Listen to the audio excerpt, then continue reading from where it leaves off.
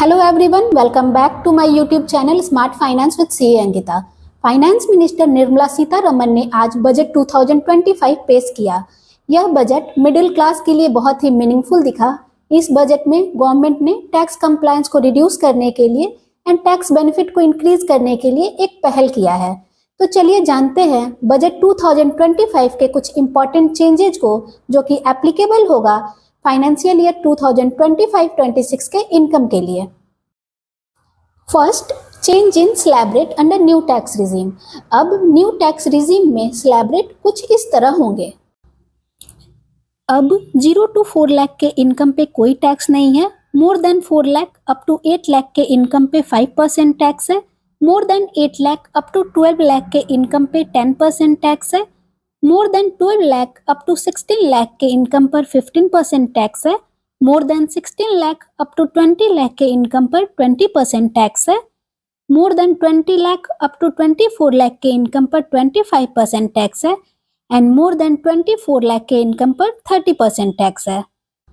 जैसा कि आपने स्क्रीन पे देखा, अब बेसिक एग्जेम्पशन लिमिट को 3 लाख से इंक्रीज करके 4 लाख किया गया है एंड 87A में मिलने वाले रिबेट को 7 लाख से इंक्रीज करके 12 लाख किया गया है।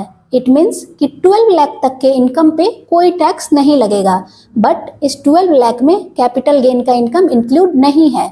इट मीन्स कि कैपिटल गेन पे आपको रिबेट का बेनिफिट नहीं मिलेगा एंड आपको कैपिटल गेन के इनकम पे टैक्स देना होगा। Second, relief under TDS rule. TDS means tax deducted at source. Budget 2025 में TDS के रूल में कुछ रिलीफ प्रोवाइड किए गए हैं, जैसे कि रेंट की लिमिट जो कि पहले 2,40,000 हुआ करती थी उसे इंक्रीज करके 6 लाख किया गया है एंड सीनियर सिटीजन के इंटरेस्ट इनकम जिसकी लिमिट 50,000 हुआ करती थी उसे इंक्रीज करके 1 लाख किया गया है। Third, relief under LRS scheme. LRS means liberalised remittance scheme. Budget 2025 में LRS की लिमिट को 7 लाख से इंक्रीज करके 10 लाख किया गया है। बजट 2025 से पहले अगर आप फॉरेन में 7 लाख से ज़्यादा अमाउंट रेमिट करते थे तो टैक्स कलेक्ट की जाती थी, बट अब LRS की लिमिट जो कि पहले 7 लाख थी उसे बढ़ाकर 10 लाख किया गया है। इट मीन्स कि 10 लाख तक फॉरेन में पैसा भेज रहे हैं तो कोई टैक्स कलेक्ट नहीं किया जाएगा।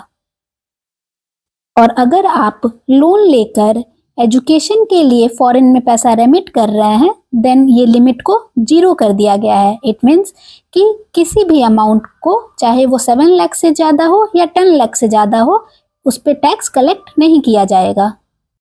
Fourth, increase in duration of filing updated return.